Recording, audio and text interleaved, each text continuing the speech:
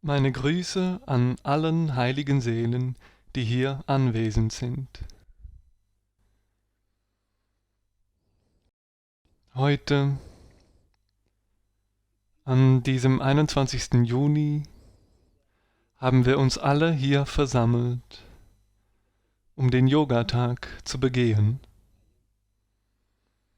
Heute werden wir versuchen, die Wahrheit über Yoga zu erfassen und zu verstehen. Durch die Anstrengungen unserer Nation, durch die Bemühungen unserer Nation konnte Yoga eine besondere Bedeutung erlangen. Und heute hat Yoga auch auf internationaler Ebene große Bekanntheit erlangt. Viele Länder haben Yoga und seine Bedeutung im Leben akzeptiert und verstanden. Und dies alles wurde durch die Anstrengungen und Bemühungen unserer Nation möglich. Dafür verdient unsere Nation von ganzem Herzen Anerkennung. Aber immer, wenn wir etwas Neues vorstellen, wenn wir ein neues Konzept vorstellen und wenn wir die Führung für dieses Konzept übernehmen, dann ist es notwendig, dass wir das gesamte Wissen über dieses Konzept erlangen. Das ist meine Überlegung. Auf die gleiche Weise, wenn wir Yoga der Allgemeinheit vorstellen, Yoga der Öffentlichkeit präsentieren, dann ist es notwendig, dass wir Yoga auch in einer vollkommenen Form, einer wahrhaftigen Form in der Welt präsentieren. Denn dann wird es zu unserer moralischen Verantwortung. Um euch also das vollständige Wissen darüber zu vermitteln, was Yoga ist, was die Wahrheit über Yoga ist, um dies alles zu erfahren, wurde dieses Programm organisiert. Heute werden wir die Wahrheit über Yoga erfahren. Seht, Yoga wird heute auf der ganzen Welt geschätzt. Aber Yoga in seiner wortwörtliche, in seiner genauen Bedeutung ist, sich zu verbinden. Verbinden bedeutet, die zwei verschiedenen Dinge zusammenzufügen, sie miteinander zu verbinden. Die Frage ist, was mit was verbinden? Die Seele, die in uns ist, diese Seele mit Paramatma, sprich mit dem höchsten Göttlichen zu verbinden. Das ist das erste und wichtigste Ziel von Yoga. Nun stellt sich die Frage, was ist die Seele? Die Frage, was ist das höchste Göttliche? Seht, in Wirklichkeit haben wir, wenn wir alle geboren werden, von diesem Moment an die Kundalini-Energie in uns, die all unsere spirituellen Fortschritte enthält.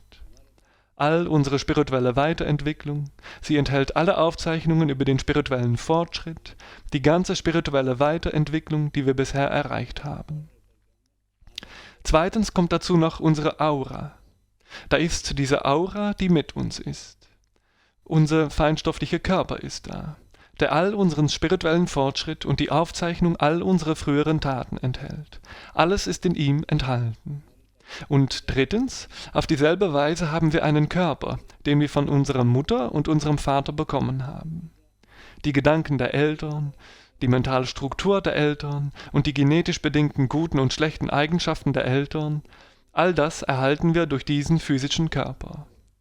Aber es gibt noch die Seele in uns, die uns eine gewisse Art von Bedeutung gibt. Sie ist ein Teil des höchsten Göttlichen.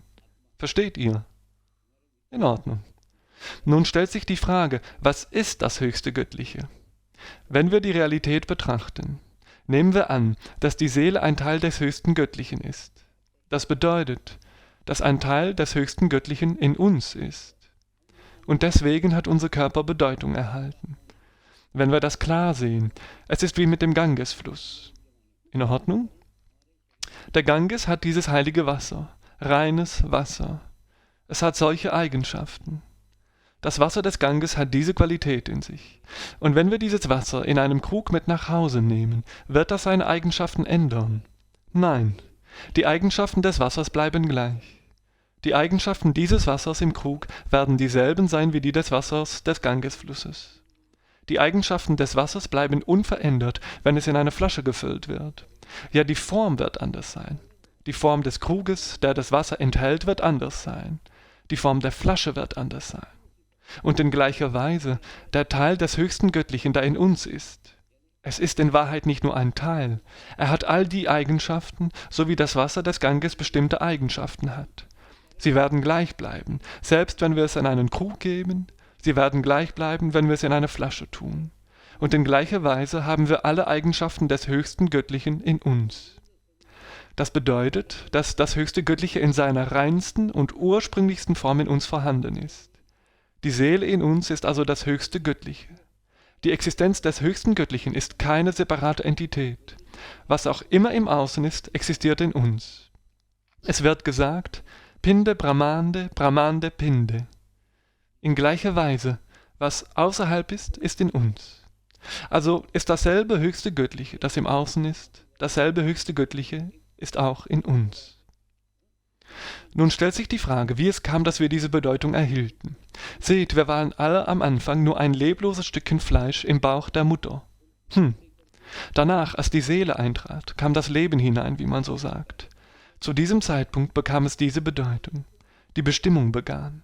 Und von diesem Zeitpunkt an, das ganze Leben hindurch, bleibt sie mit uns. Und wenn sie geht, hat unser Körper überhaupt keine Bedeutung mehr. Die Menschen um uns lieben uns, sie respektieren uns. Wir nehmen an, dass sie unseren Körper respektieren. Wir denken, dass sie uns verstehen.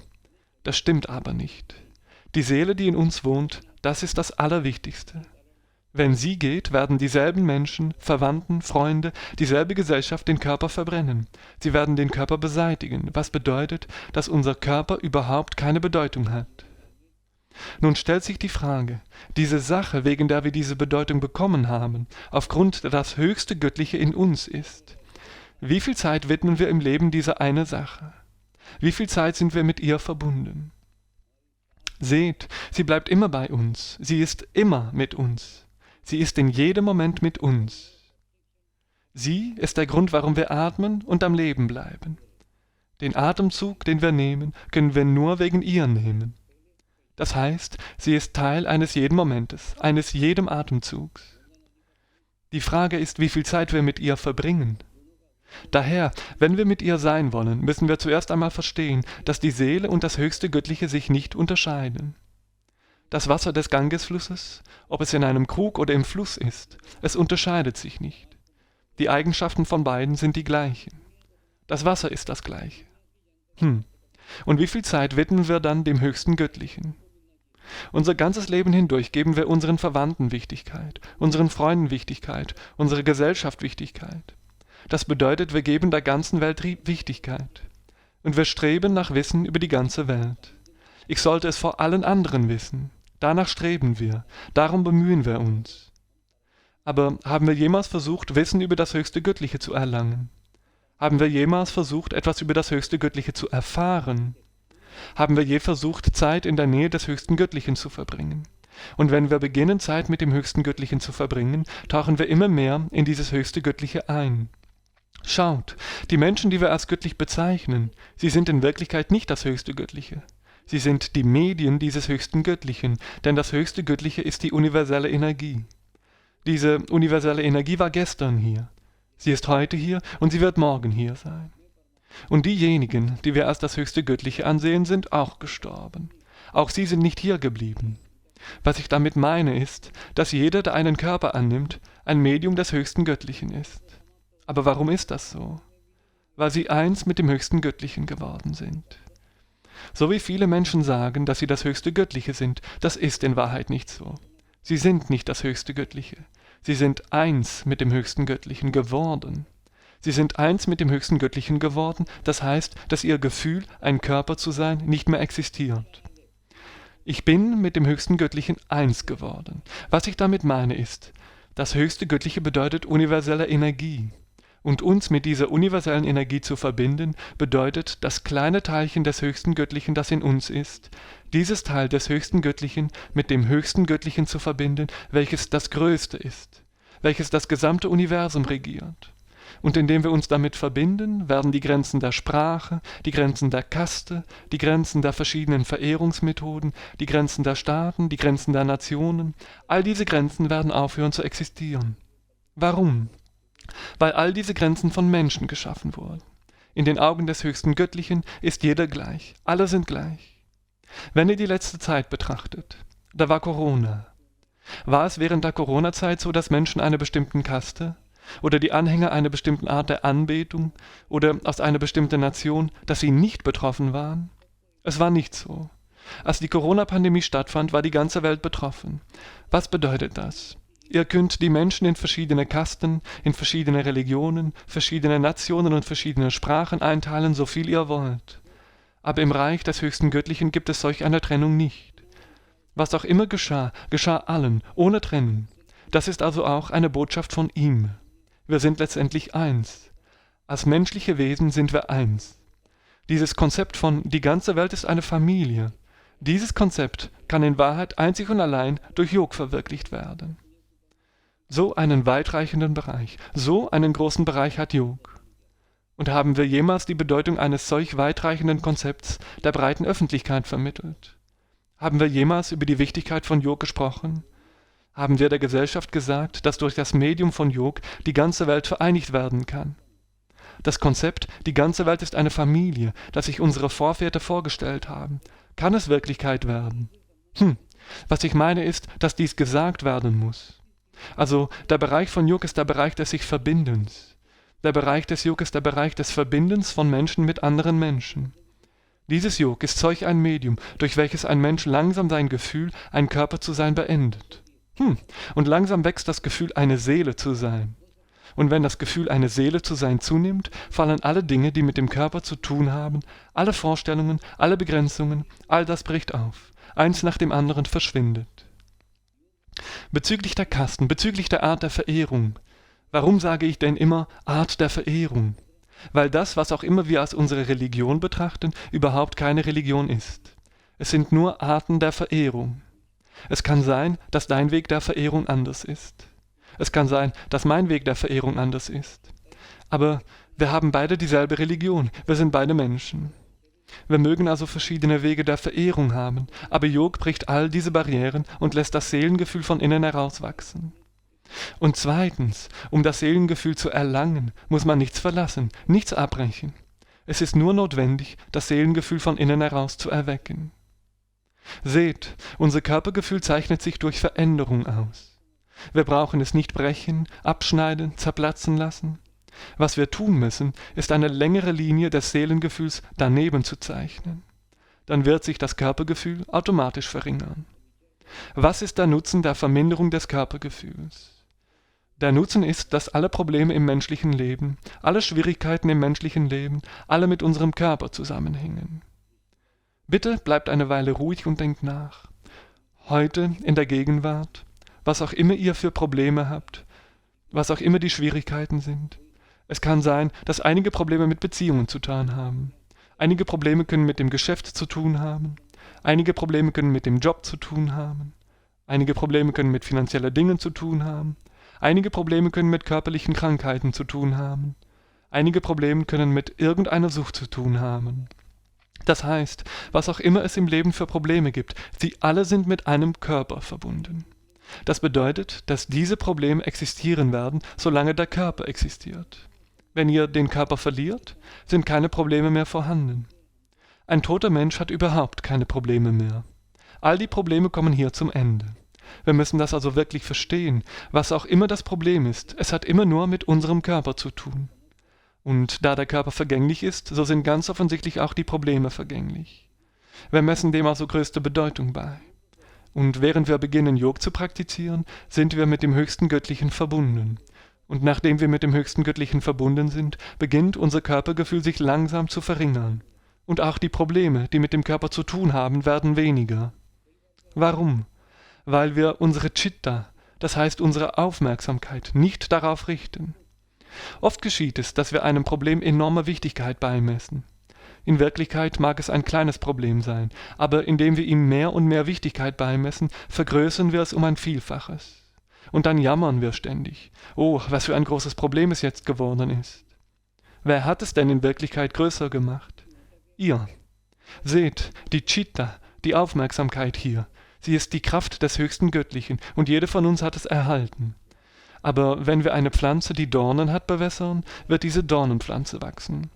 Wenn wir Rosenpflanzen bewässern, werden Rosenpflanzen wachsen. Wenn wir auf genau die gleiche Weise die Kraft unserer Aufmerksamkeit irgendeinem Problem geben, wird dieses Problem wachsen. Wenn wir sie unserer Seele geben, wird unsere Seele stark werden. Also, worauf auch immer ihr eure Aufmerksamkeit konzentriert, eure Aufmerksamkeit richtet, das wird wachsen. Was ich sagen möchte ist, dass der Bereich von Yog so weitreichend ist, dass das Heilmittel für jedes einzelne Problem in eurem Leben Yog ist.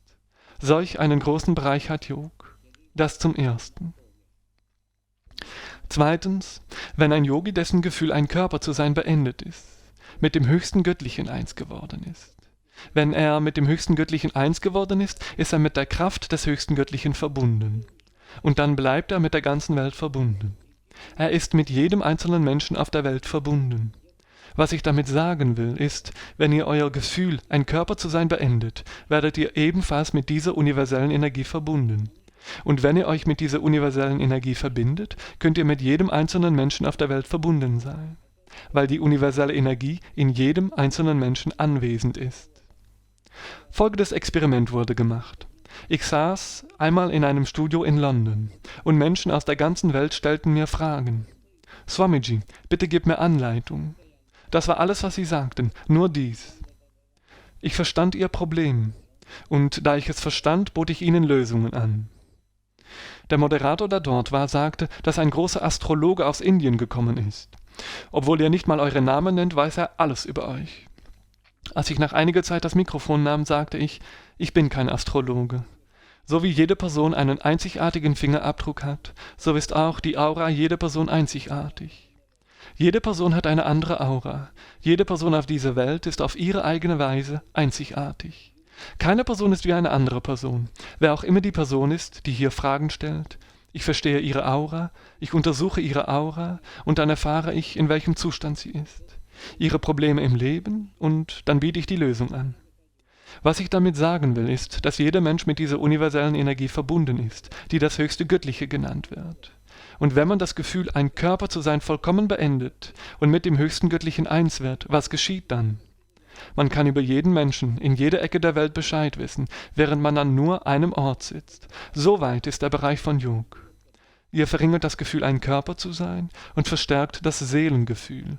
Und wenn das Seelengefühl in einem wächst, wird man direkt mit dieser universellen Energie verbunden. Was ist der zweite Vorteil davon? Man erhält das Schutzschild dieser universellen Energie. Dass man es erhält, heißt, dass die Aura, die euch umgibt, ebenfalls stärker wird. Eine gute Aura wird geschaffen. Euch kann niemals etwas zustoßen. Ihr könnt niemals ermordet werden. Nichts Schlechtes kann euch mehr geschehen. Solch eine Aura, eine mächtige Aura wird um euch herum erschaffen. Eines Tages, als ich eine Veranstaltung für die Ärzte der Ramakrishna-Mission abhielt, fragte ein Arzt dort, Swamiji, du reist ständig in verschiedene Länder. Du isst Essen von vielen Orten, du trinkst Wasser von überall her. Bekommst du nie Durchfall? Bekommst du nie Dysenterie? Ich antwortete ihm, Durchfall und Ruhe ist sehr naheliegend. Aber selbst mein Auto wird nie in einen Unfall verwickelt.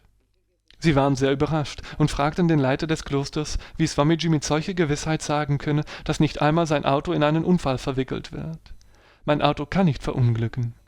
Daraufhin antwortete der Leiter des Klosters, eine Person, die meditiert, die regelmäßig praktiziert, derjenige, der Yog praktiziert, erschafft eine Aura. Und eine solche Person verringert das Körpergefühl vollständig. Und sie steigert ihr Seelengefühl. Sobald sie das Seelengefühl hat, wird ihre Chitta, ihre Aufmerksamkeit rein und heilig. Es gibt keine schlechten Gedanken über jemanden in ihrem Bewusstsein. Und um solch eine Person herum manifestiert sich die Kraft ihres Bewusstseins in Form der Aura. Und wenn die Aura sich manifestiert, wirkt sie wie ein Schutzschild für sie. Ein solches Schutzschild könnt auch ihr durch das Medium von Yog erhalten. Was für ein enormer Vorteil das ist. Seht es bitte selbst. Aber wir wissen nicht viel darüber. Wir wissen nicht viel über Yog. Dass durch Yog eine Aura kreiert werden kann. Dass eine Aura manifestiert wird. Niemand weiß wirklich viel darüber. Aber wir sollten das wissen. Wir sollten das alles verstehen. Dass durch Yog ein großer Bereich für uns geschaffen wird. Jetzt stellt sich die Frage, in welcher Form wir Informationen über Yog verbreiten. Ihr seht es ja selbst, heute ist Yogatag und an diesem Yogatag steht überall, in allen Zeitungen, Yogasanas. Im Fernsehen, im Radio laufen Yoga-Körperübungen, überall wird Yog als Yoga-Körperübungen gezeigt. Was völlig falsch ist. Seht, Yog ist anders und Yogasanas sind anders. Also für Yog, für ein besseres Verständnis von Ashtanga Yog, gibt es einige Schritte. 8 Schritte. Die Schritte, mit denen es erklärt wird. Der erste ist Yam. Yam ist der erste Schritt. Zuallererst, wenn man mit Yog beginnt, beginnt es mit Yam. Zuerst ist es notwendig, dass ihr über euch selbst reflektiert, indem ihr ruhig an einem Ort sitzt. Ihr reflektiert über euch selbst, ihr denkt über euch nach. Welche schlechte Eigenschaften sind in mir? Was sind meine Schwächen? Was sind die Fehler meines Körpers? Diese Fehler zu überwinden nennt man Yam. Das zweite ist Niyam. Wir haben bis jetzt in uns hineingeschaut, welche Fehler es in uns gibt, welche schlechte Eigenschaften sich festgesetzt haben, was auch immer da ist, wir haben alles gesehen. Und jetzt, nachdem wir das gesehen haben, was sollten wir nun unternehmen? Wann sollten wir schlafen? Wann sollten wir essen? Und danach, wann sollten wir Körperübungen machen? Wann sollten wir meditieren? Alles neue Regeln. Das bedeutet, dass wir eine Reihe von neuen Regeln entwerfen sollten, die uns helfen, spirituellen Fortschritt zu erlangen, um unserer Seele zu helfen, sich spirituell weiterzuentwickeln, uns zu helfen, in uns zu gehen. Diese neue Routine zu entwickeln, fällt unter Niyam. Der dritte Schritt danach ist Asan. In Bezug auf Asan gibt es viele Missverständnisse. Asan wird meist als Yogasan, die Yoga-Körperübungen, interpretiert, obwohl Yogasan mit diesem Asan als Schritt nichts zu tun hat. Asan bedeutet, dass ihr eine Position suchen solltet, in der ihr 30 Minuten lang ruhig und bequem sitzen könnt. Das kann die Vajrasan oder die Sukhasana-Haltung sein. Das kann bei jedem anders sein. Findet es selbst heraus, in welcher Position ihr eine halbe Stunde lang sitzen könnt. Und die Position, in der ihr so sitzen könnt, nennt man Asan. Aber wie wird Asan heutzutage interpretiert? Das heißt, dass Asan Yogasan bedeutet. Das ist es nicht. Yogasan ist etwas anderes. Und Asan ist etwas anderes. Asan ist also solch eine Position, in der ihr 30 Minuten lang gerade sitzen könnt. Das ist es. Das ist Asan. Was kommt nach Asan? Pranayam. Was bedeutet das? Seht, Handlungen wie Ausatmen, den Atem anhalten, das sind keine körperlichen Handlungen. Heutzutage sagen viele Menschen immer wieder, dass sie Pranayam machen und so weiter. Wir sind begierig darauf, Handlungen auszuführen, sodass wir alle Handlungen machen. So auch mit Pranayam. Viele Leute sagen, ich mache Pranayam. Ich mache regelmäßig Pranayam. Pranayam muss nicht getan werden. Pranayam sollte geschehen. Wenn ihr eine Verbindung mit dem höchsten Göttlichen herstellt, dann erhaltet ihr die volle Kontrolle über eure Atmung. Und Pranayam muss nicht getan werden. Pranayam geschieht automatisch. Wenn wir weitergehen, kommt nach Yam, Niyam, Asan und Pranayam Pratyahar. Es gibt viele irrtümliche Vorstellungen im Leben und wir alle haben sie weitergetragen. Wir sollten über diese Vorstellungen hinausgehen, weitergehen als diese Vorstellungen. Dies alles fällt unter Pratyahar. Jede irrtümliche Vorstellung hinter uns lassen, jede schlechte Eigenschaft, die in uns ist, hinter uns lassen, falsche Konzepte hinter uns lassen. Das alles ist in Pratyahar eingeschlossen.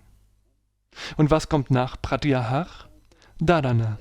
Dharana bedeutet Aufmerksamkeit auf das höchste Göttliche. Ihr könnt euch auf eine Energiestatue fokussieren. Man kann sich auch auf den Guru fokussieren. Das bedeutet, an den Guru als das höchste Göttliche zu glauben. Sich auf das höchste Göttliche fokussieren, als sei der Guru das höchste Göttliche. Was ist die Realität? Schaut, Seele, das höchste Göttliche, Guru, das sind alles verschiedene Namen für ein und dieselbe Sache. Das ist ein und dasselbe, nur die Namen sind unterschiedlich. Wie? Die Seele ist das höchste Göttliche. Dann der Guru, er ist auch das höchste Göttliche. Also Seele, das höchste Göttliche, Guru, sind alles verschiedene Namen der gleichen Sache. Auch das höchste Göttliche. Was ich gesagt habe, ist, dass in Wirklichkeit alles, was einen Körper hat, nicht das höchste Göttliche sein kann. Aber hier, in unserer Kultur, wird der Guru als Manifestation des höchsten Göttlichen bezeichnet. Ich bin um den ganzen Erdball gereist. Nur in unserer Nation ist es so, dass das Konzept einer lebenden Göttlichkeit angeboten wird. Nirgendwo sonst auf der Welt. Seht, was in unserer Kultur gesagt wird. Der Guru ist die Manifestation des höchsten Göttlichen. Das heißt, in der Gegenwart, in physischer Form. Wenn da Göttlichkeit ist, dann ist das der Guru.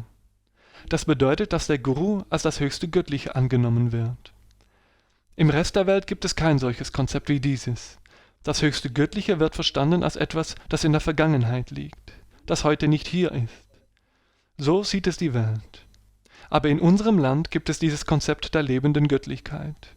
Dieses Konzept gibt es nirgendwo sonst. Deshalb wird gesagt, der Guru ist manifestierte Göttlichkeit. Was bedeutet in physischer Form, in der Gegenwart. Wenn es Göttlichkeit gibt, dann durch das Medium des Gurus. In Wirklichkeit ist selbst der Guru nicht das höchste Göttliche. Seht, wie der Widerspruch gesehen wird. Auf der einen Seite wird gesagt, dass das höchste Göttliche unvergänglich ist. Das höchste Göttliche war da, ist hier und wird da sein. Wenn der Guru vergänglich ist, wenn er einen Körper angenommen hat, wie kann er dann das höchste Göttliche genannt werden? Der Guru ist nicht das höchste Göttliche, er ist mit ihm eins geworden. Er ist mit dem höchsten Göttlichen eins geworden. Und da er mit dem höchsten Göttlichen eins geworden ist, seht ihr ihn als Medium des höchsten Göttlichen, als einen Weg zum höchsten Göttlichen. Mit dem höchsten Göttlichen eins zu werden, wird zu eurem Ziel. Und deshalb ist der Guru solch ein Medium, das sein Körpergefühl beendet hat. Und da er sein Körpergefühl auf Null gesetzt hat, beschenkt uns der Guru als Medium beständig mit dieser manifestierten, universellen, göttlichen Energie, in Form von kühlen Schwingungen. Aber diese kühlen Schwingungen, die Schwingungen von Energie, werdet ihr nur fühlen können, wenn ihr ihn als Manifestation des höchsten Göttlichen anseht. Ihn als das höchste Göttliche anzusehen bedeutet was? Ihr seht ihn nicht als Körper. Eure Aufmerksamkeit ist nicht auf seinen Körper gerichtet, sondern auf die höchste göttliche Energie, die durch seinen Körper fließt. Und deshalb, um zum Inneren zu gelangen, zum Kern der höchsten göttlichen Energie, nutzt ihr ihn als ein Medium. Ihr gelangt dorthin durch ihn als ein Medium. Jetzt nehmt ihr an, dass ihr diesen riesigen hohen Palast erreichen sollt. Und um diesen Palast zu erreichen, wenn ihr von unten schaut, seht ihr die Tür zur Festung. Und von unten bis ganz oben klettern wir diesen riesigen Berg hinauf, indem wir immer zur Tür schauen. Während wir zur Tür schauen, klettern wir nach oben. Wir erreichen die Tür. Und wenn wir dort angekommen sind, bleiben wir dann einfach vor die Tür sitzen? Nein, die Tür ist nur eine Tür. Wir gehen durch diese Tür hinein und erreichen das Inneren des großen Palastes. Auf genau dieselbe Weise ist das Zusammensein mit dem Guru, das Beobachten des Gurus, in Gemeinschaft mit dem Guru bleiben, das Annehmen des Segens des Gurus. All dies ist der Prozess, um die Tür zu erreichen. Aber wenn ihr dort angekommen seid, wenn ihr dem Guru näher gekommen seid, wenn ihr dann nicht in der Lage seid, das Innere des Gurus zu beobachten, wenn ihr die Energie, die durch ihn fließt, nicht sehen könnt, wenn ihr die Kraft der höchsten göttlichen Energie nicht fühlen könnt, die durch den Guru fließt, dann ist einen Guru zu bekommen, ihn zu beobachten, dem Guru nahe zu sein, vollkommen nutzlos. Es ist sinnlos. Also ist es notwendig, zum Fluss der höchsten göttlichen Energie zu gelangen, die durch den Guru fließt. Wir können dorthin gelangen, indem wir ihn als Medium nutzen. Zweitens, nach Dharana kommt Dhyan. Was bedeutet, den Guru als das höchste Göttliche anzunehmen und dann in uns unser Bewusstsein auf den Gedanken zu konzentrieren, dass ich das höchste Göttliche erlangt habe. Ich habe die universellen Energien erlangt. Das Göttliche in euch zu fühlen, all das müsst ihr nicht tun, es geschieht automatisch. Ich werde euch von einer Erfahrung aus meinem eigenen Leben erzählen. Als mein Gurudev mir die Selbsterkenntnis verlieh, nachdem er die Selbsterkenntnis verliehen hat, die Erfahrung der Seele, die ich erhielt, diese Erfahrung der Seele, die ich in meinem ganzen Leben nie zuvor erhalten hatte, es geschah zum ersten Mal. Und als es geschah, hörte all meine Suche nach dem höchsten Göttlichen einfach auf. Meine ganze Aufmerksamkeit, die in der äußeren Welt nach dem Göttlichen gesucht hatte, Sie richtete sich einfach nach innen. Sie wurde nach innen gerichtet. Warum?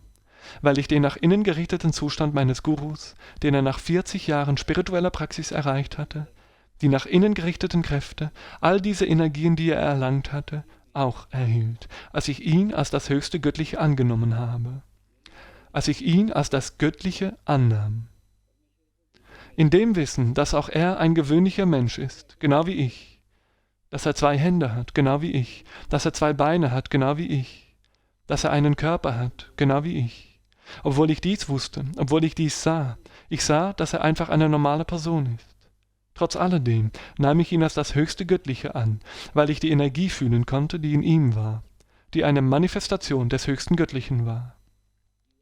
Die Wahrnehmung des Körpers hatte vollständig aufgehört. Ich konnte seinen Körper nicht sehen, nur das Bewusstsein im Inneren, die Schwingungen im Inneren. Meine gesamte Aufmerksamkeit war darauf gerichtet. Schaut, wenn wir es so machen, wenn wir unsere Aufmerksamkeit nicht auf den Körper richten, sondern unsere Aufmerksamkeit auf die universelle Energie richten, dann kommt ein Zustand der Meditation. Nachdem wir dieses Stadium konsequent durchlaufen haben, nach kontinuierlicher Praxis, können wir das Stadium von Samadhi erreichen. Meditation ist ein langer Prozess. Die Menschen, die wir heute sehen, die das Stadium von Samadhi erreicht haben, sie haben es nicht plötzlich erreicht. Sie haben Meditation kontinuierlich für lange Zeit praktiziert. Sie haben sich kontinuierlich bemüht. Und danach haben sie dieses Stadium erreicht. Aber wir können sehen, dass sie den höchsten Gipfel der Meditation erreicht haben, dass sie dort im besten Zustand von Samadhi sind. Aber um dieses Stadium zu erreichen, haben sie viel versucht, sie haben es kontinuierlich versucht. Also habt niemals die Erwartung, dass man das sofort erreichen kann, nachdem man meditiert. Kontinuierliche Bemühungen sind erforderlich. Solch ein weiter Bereich kann durch diese 8 Schritte erlernt werden. Der Bereich von Yog reicht also bis zu Samadhi. Samadhi bedeutet der Zustand, in dem man das Körpergefühl vollständig beendet. Und danach werdet ihr mit dem höchsten Göttlichen vereint.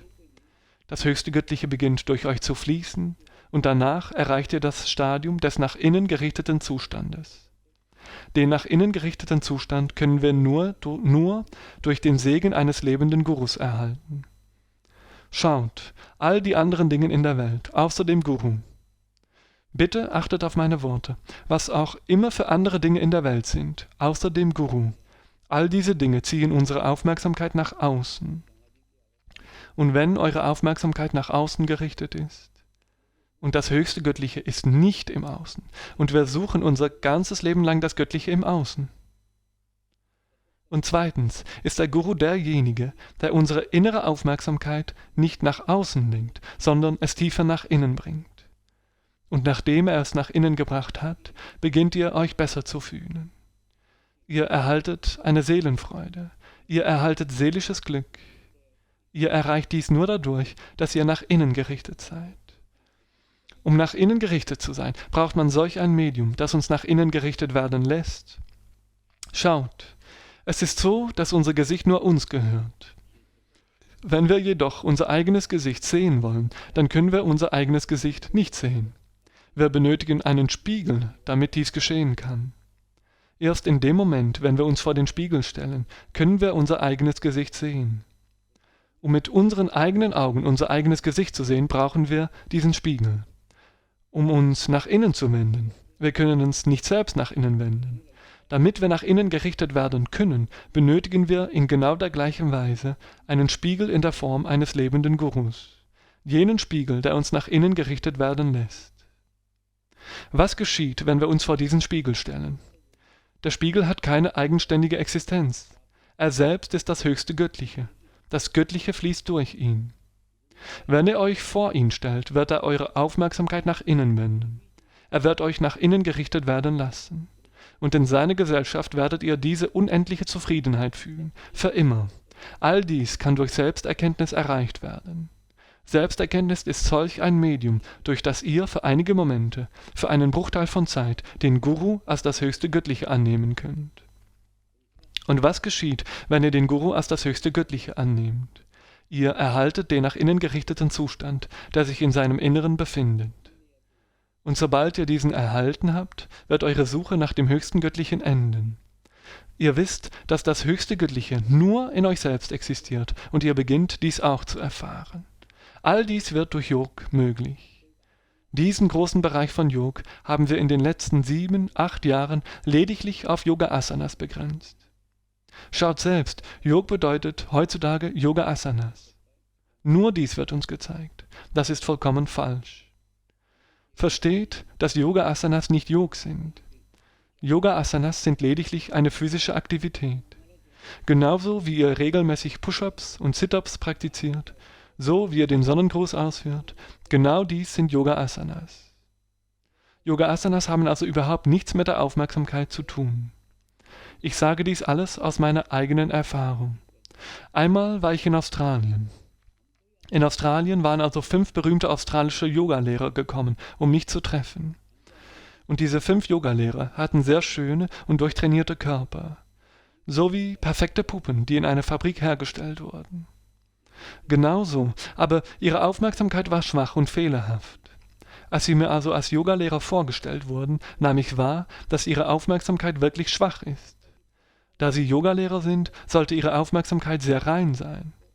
Danach ging ich nach Hause. Als ich zu Hause ankam, erinnerte ich mich daran, was meine Großmutter immer sagte, wenn sie ein Mädchen dabei ertappte, wie es vor einem Spiegel stand. Sie schimpfte dann das Mädchen aus. Hör auf, in den Spiegel zu schauen. Hör auf, in den Spiegel zu schauen. Ich fragte mich immer, dieses Mädchen schaut sich selbst im Spiegel an. Was geht das meine Großmutter an? Aber mit der Zeit verstand ich, was wird ein Mädchen im Spiegel sehen? Sie wird ihren Körper und ihre Formen sehen, was alles vergänglich ist. Sie wird also ihre Aufmerksamkeit auf ihren Körper und die Schönheit richten, und all dies ist vergänglich. Auch eure Aufmerksamkeit wird hierdurch vergänglich. Den gleichen Fehler, den die Mädchen machten, auch diese Yogalehrer. Sie kamen am nächsten Tag wieder zum Workshop. Ich fragte sie, und sie sagten, nein, Swamiji, wir haben nichts mit Spiritualität zu tun. Wir sind hier auf diesem Weg, um eine großartige Figur zu erhalten. Also lag die meiste Aufmerksamkeit auf ihre Figur. Sie erreichten also eine schöne, straffe Figur. Aber ihre Aufmerksamkeit hatte sich total verschlechtert. Weil diese Figur vollkommen vergänglich ist, wird also auch die Aufmerksamkeit vergänglich. Dann sagten sie, Swamiji, ja, das ist geschehen. Aber was sollen wir jetzt tun? Schaut jeden Tag für 1 Stunde in den Himmel. Was wird geschehen, wenn man jeden Tag in den Himmel schaut? Der Himmel ist nicht vergänglich. Eure Aufmerksamkeit wird euch auch stark werden. Eure Aufmerksamkeit wird an Kraft zunehmen. Denkt ein bisschen nach. Das ist ein sehr ernstes Thema. Um eine gute Figur zu erhalten, richtet ein Mädchen all ihre Aufmerksamkeit auf ihren Körper. Dann wird ihre Aufmerksamkeit vergänglich. Auf wie viele Körper richtet ein Arzt jeden Tag seine Aufmerksamkeit? Wie sehr verschlechtert sich dann die Aufmerksamkeit des Arztes? Wie viel Schaden würde dadurch seine Aufmerksamkeit nehmen? Stellt euch das einmal vor. Und deshalb sage ich den Ärzten, ihr seid nur in der Gesellschaft von negativen Patienten. Also solltet ihr euch fit halten. Also bleibt gesund. Also bleibt nach innen gerichtet. Wenn ihr gesund seid, wird die Gesellschaft gesund sein. Ihr seid ein wesentlicher Pfeiler der Gesellschaft. Die ganze Gesundheit der Welt hängt von euch ab. Also ist es wichtig, dass ihr gesund seid. Ihr solltet rein sein. Aber dies wird nur geschehen, wenn ihr nach innen gerichtet seid. Wenn sich eure Aufmerksamkeit auf Patienten, auf Negativität richtet, wie gesund werdet ihr bleiben? Eure Aufmerksamkeit sollte nicht auf die Patienten gerichtet sein, sondern ihr solltet nach innen gerichtet sein. Nur dann werden sowohl die Patienten als auch ihr davon profitieren. Was ich also sagen will, ist, dass Yoga-Asanas nicht Yog sind. Das ist das Erste. Zweitens, was ist dann Yog? Welche Art von Schwierigkeiten können auftreten, wenn man Yog macht? Welche Art von Problemen können auftreten? Darüber werde ich euch etwas erklären. Erstens, seht, dass es keine Meditationsmethode ist. Es ist keine Methode von Dhyan-Yog, aber es ist ein heiliges Sanskar, eine Übertragung von Qualitäten von Dhyan-Yog.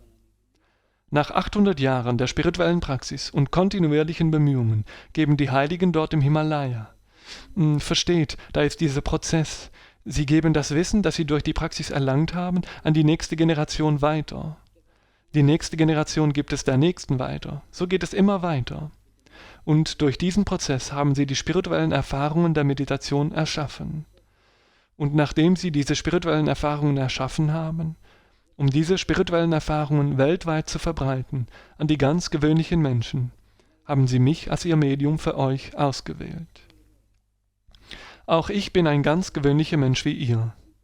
Also denkt bitte nicht, dass ich ein Heiliger bin, dass ich ein Gott bin. Auch ich lebe mit meiner ganzen Familie. Auch ich habe eine Familie. Und danach bleibe ich für eine halbe Stunde in diesem Zustand, in dem kein Mitglied meiner Familie. Schaut, Hunderttausende von Menschen sind mit mir verbunden, und von all diesen Hunderttausenden bleibt nicht ein einziger in diesem Zustand. Mein Gefühl, ein Körper zu sein, wird beendet, es wird gleich null. Ich praktiziere solch einen Zustand. Und was passiert dann? Durch solche regelmäßigen Meditationen erreicht man langsam einen bestimmten spirituellen Zustand. Es ist eine kontinuierliche Praxis. Was ich damit sagen will ist, wenn ihr auch Meditation praktiziert, welche Probleme auf euch zukommen können, welche Schwierigkeiten auftauchen können, ich werde es euch sagen. Als erstes, wenn ihr euch zur Meditation hinsetzt, wird sich euer Körper dem widersetzen. Wenn ihr jedoch irgendeine Yoga-Asana ausführen könnt, dann habt ihr einen Vorteil, dass ihr Kontrolle über euren ganzen Körper haben werdet. Und das kann für euch nützlich sein, während ihr Yoga praktiziert. Yoga-Asanas sind von Vorteil, aber Yoga-Asanas sind nicht Yoga. Yoga ist anders. Was wird danach geschehen? Hört genau zu. Wenn ihr eine halbe Stunde lang keine Yoga-Asanas ausführt, was wird dann passieren? Eine halbe Stunde lang wird euer Körper protestieren. Dass der Körper protestiert heißt, sobald ihr versucht zu sitzen und euch zu konzentrieren, sogar im Schneidersitz, im Lotussitz, egal wie ihr sitzt, dann werdet ihr Juckreiz verspüren. Und der Juckreiz wird an solch einer Stelle auftauchen, an der ihr ihn noch nie im Leben verspürt habt. Also werdet ihr euch kratzen. Was kann außer dem Juckreiz noch geschehen? Danach werdet ihr vielleicht husten. Ihr fühlt euch niedergeschlagen. Danach habt ihr vielleicht den Gang, Gase abzulassen. Versteht, das alles sind Wege eures Körpers zu protestieren. Er will nicht, dass ihr dort sitzt. Warum? Weil wir es nicht gewohnt sind. Was tun wir? Entweder sind wir mit irgendeiner Arbeit beschäftigt, das ist das eine, oder wir denken immer. Und nun sollt ihr für eine halbe Stunde so sitzen, dass ihr noch nicht einmal denkt. Solch eine halbe Stunde, in der es keine Arbeit gibt, und euer Körper ist wirklich nicht daran gewöhnt. Was passiert, wenn es keine Gewohnheit ist?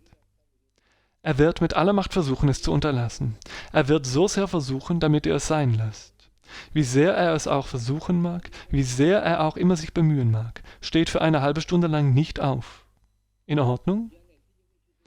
Danach wird als zweites der nächste Angriff auf euch durch die Gedanken folgen. Was auch immer ihr in eurem Leben getan habt, all die Vorfälle, die euch im Leben geschehen sind, über all diese Dinge werden Gedanken euren Geist durchfluten. Langsam werden viele Gedanken kommen. Es werden viele Gedanken kommen. Und was macht der Praktizierende normalerweise? Er fängt an zu denken. Und hier habe ich eine aufrichtige Bitte an euch. Fangt nicht an zu denken. Schaut euch die Gedanken einfach weiter an. Und wenn ihr euch die Gedanken weiter anschaut, werdet ihr sehen, dass diese Gedanken langsam aufhören. Warum? Weil Gedanken leblos sind.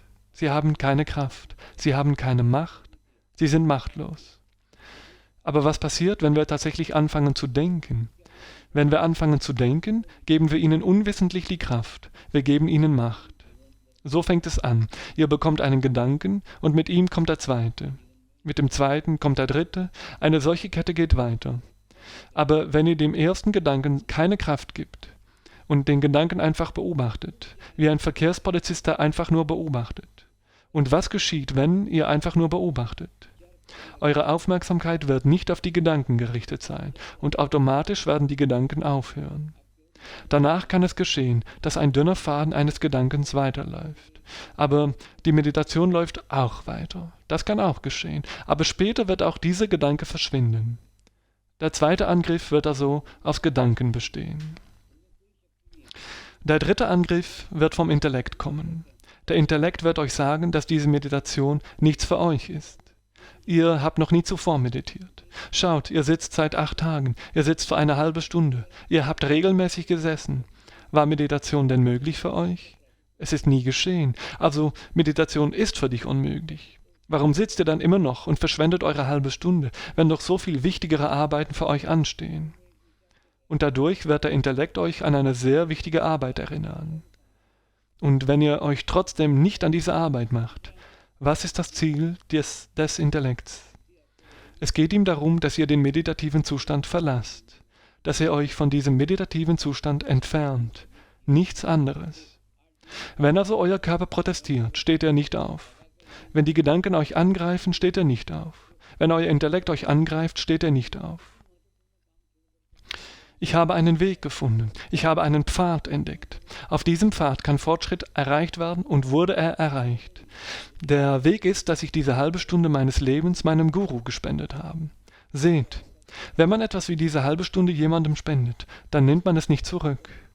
Und genauso spendet mir eine halbe Stunde. Für wie viele Tage?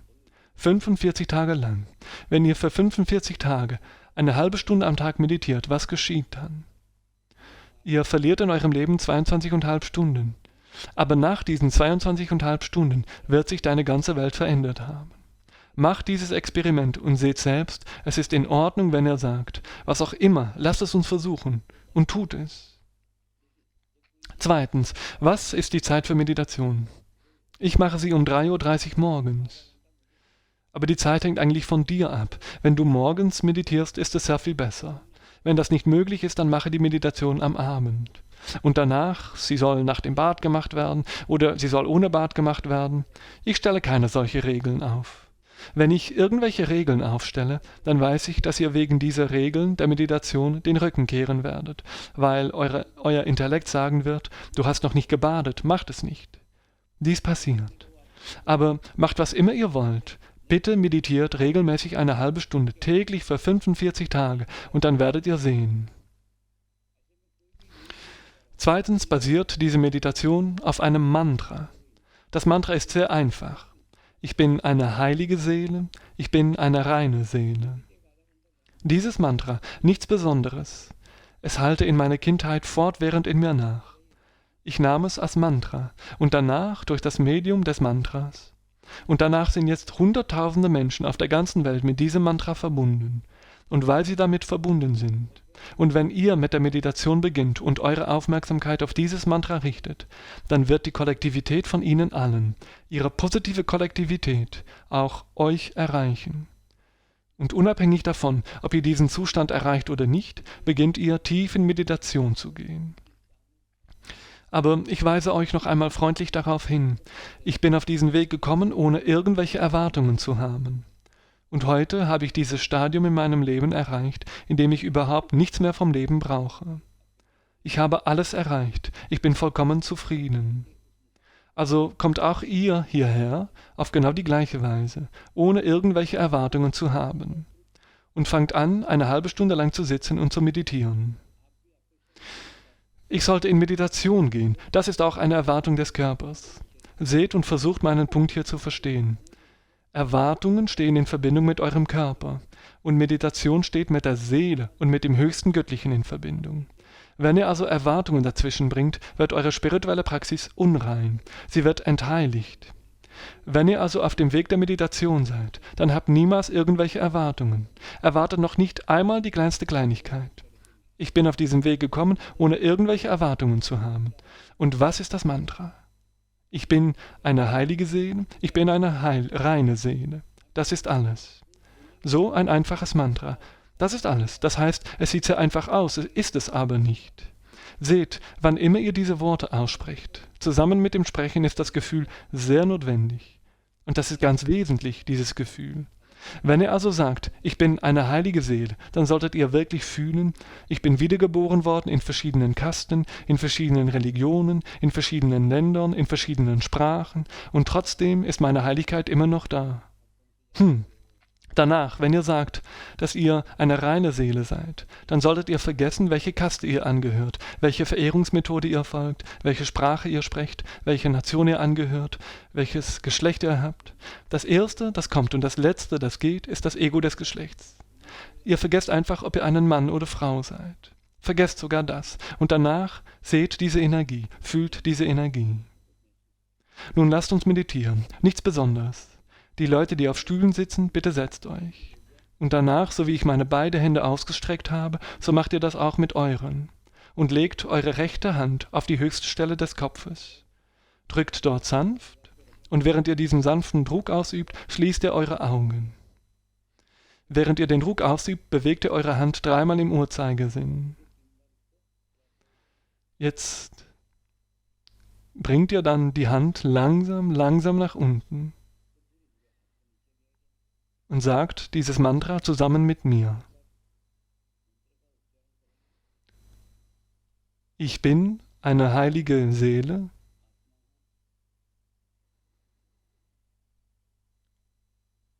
Ich bin eine reine Seele.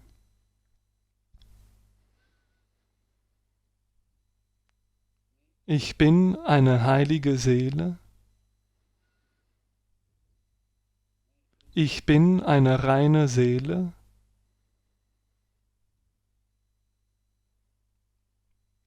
Ich bin eine heilige Seele. Ich bin eine reine Seele. Nun haltet eure Aufmerksamkeit auf die höchste Stelle des Kopfes gerichtet.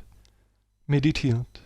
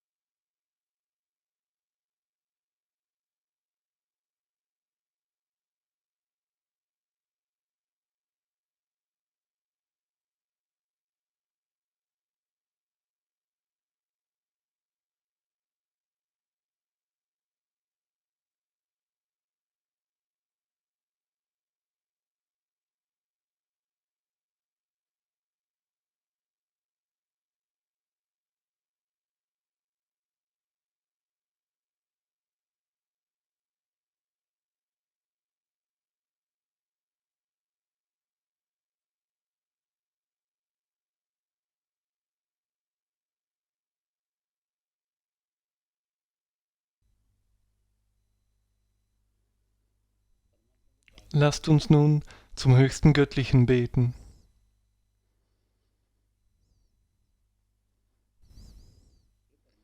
O höchste Göttlichkeit, schenke mir bitte Selbsterkenntnis.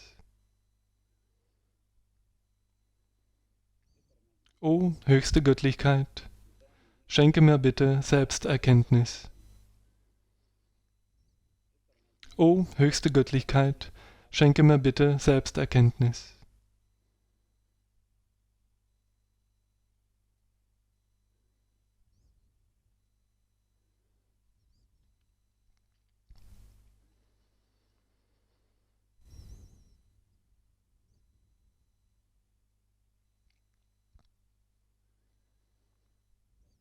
Nun solltet ihr die Energiewellen fühlen, die in eurem Körper fließen.